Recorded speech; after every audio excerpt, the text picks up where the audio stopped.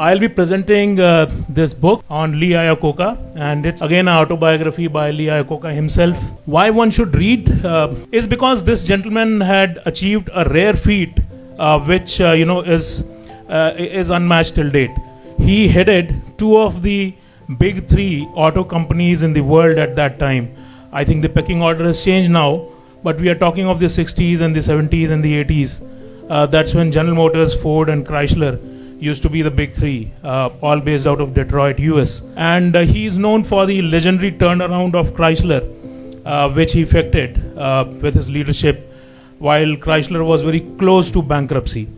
And that made him a legend in the US automotive world and a business icon in general. Then he joined the Ford Motor Company in 1946 because he says that I couldn't have thought of anything else but cars. That was in my DNA. And he had a spectacular career at Ford, spanning about 32 years, and he became the youngest president of Ford at the age of 46. He was the president for about 8 years. Before that, during his stint, we are talking of creating legacy. This man created, I think, dozens of super hit car brands, which I think are legacy. And this one that you see here, that beauty in red, is the Mustang, Ford Mustang, which was a super hit car at that time.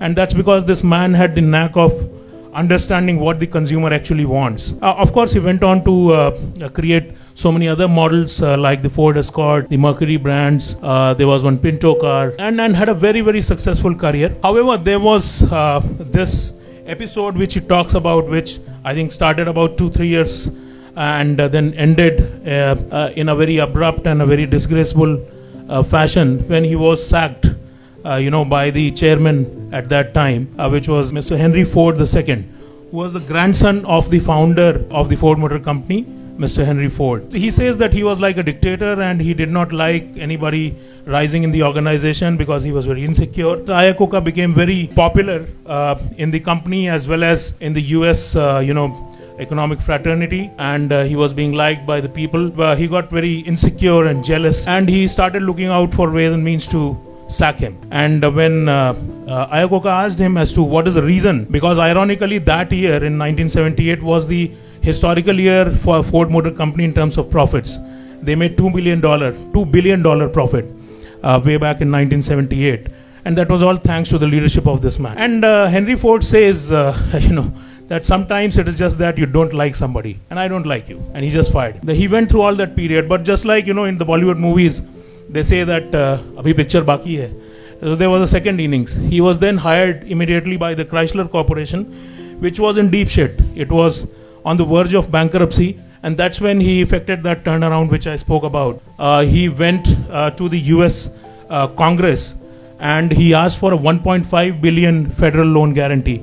And after a lot of persuasion, he could finally get that.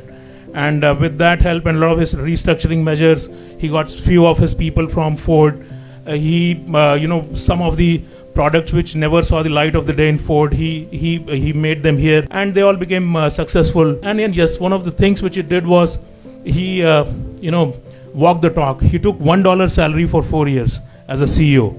He said, until the company turns into green, I will not take salary. It is just a token salary. He started appearing in the Chrysler ads for about 8-10 years.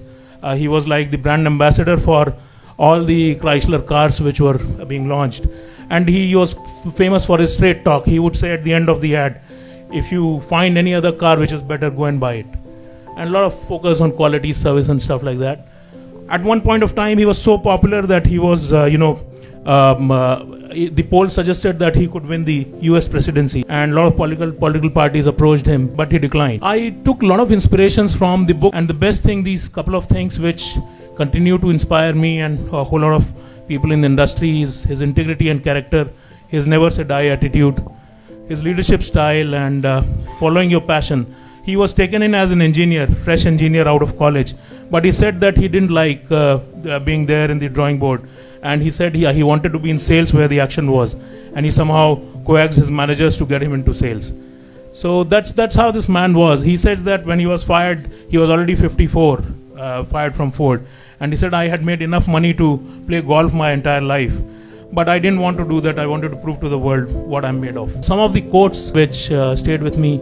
He was a very family-oriented man. He says, the only rock I know that stays steady, the only institution I know that works is the family.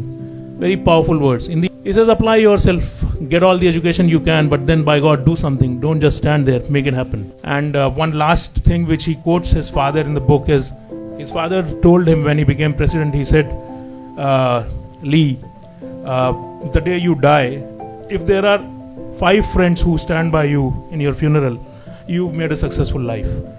So RIP Lee, we continue to be inspired by you.